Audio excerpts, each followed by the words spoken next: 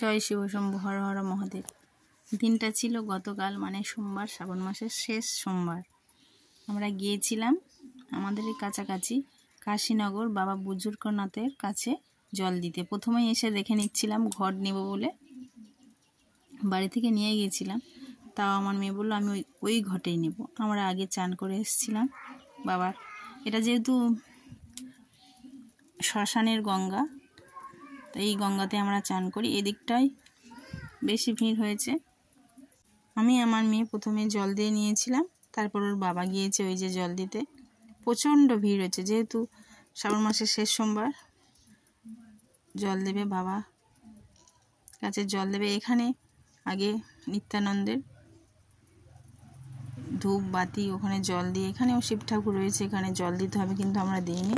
কারণ অনেকটা হেঁটে ঘট মাথায় করে নিয়ে বাবা বুজুর্গনাথের কাছে যেতে হবে। ওই জন্য এখানে নিত্যানন্দ মহাবাবের পায়ে জল দিয়ে আমরা চলে গিয়েছিলাম। এটা ছিল শ্মশানের মা কালীর মূর্তি। তারপর আমার ছোটোটা বড়টা ওর বাবা সব দাঁড়িয়ে রয়েছে, ঘরটা সব রেডি করে নিয়েছি। কিভাবে যাব এখানে আলোচনা হচ্ছিল।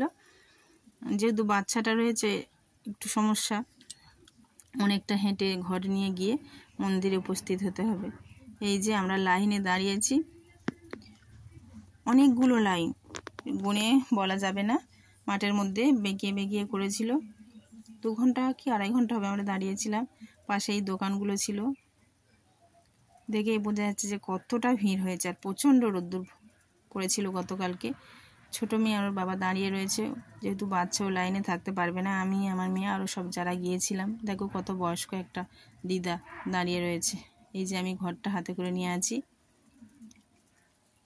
আর উনি গোপাল প্রণাম করাতে নিয়ে এসেছিলো আমাদের কাছে, একটু দেখিয়ে নিলাম। তারপরে এই যে এখানে নিরামিষ পরোটা তরকারি হচ্ছে, এইগুলোই খেতে হবে পূজা দেওয়ার পর, আর কিছু নেই। যেহেতু সবাইয়ের উপোস, প্রত্যেকেই। এটা ছিল মানে কি বলবো, বিশাল লাইনের ব্যাপার। আমার বড় মেয়ে তো বলে মা আমি আর দাঁড়াতেই পারছি না, আমি পড়ে যাব। আমি একটু কষ্ট করে দাঁড়াও মা।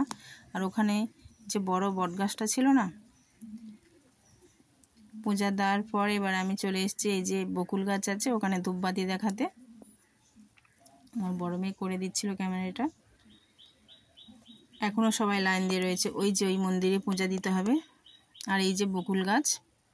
এবার আমরা পূজা টুজা দিয়ে নিয়েছি, নিয়ে একটু প্রসাদ খাবো বলে এখানে বসে পড়েছি। আর ছোটোটা তো খুব কান্নাকাটি করছে, প্রচণ্ড গরম পড়েছিল। এরপরে আমরা যাব এই যে নিরামিষ খাবার খেতে, তারপরে আমরা বাড়ি চলে যাব। সবাই ভালো থেকো, সুস্থ থেকো।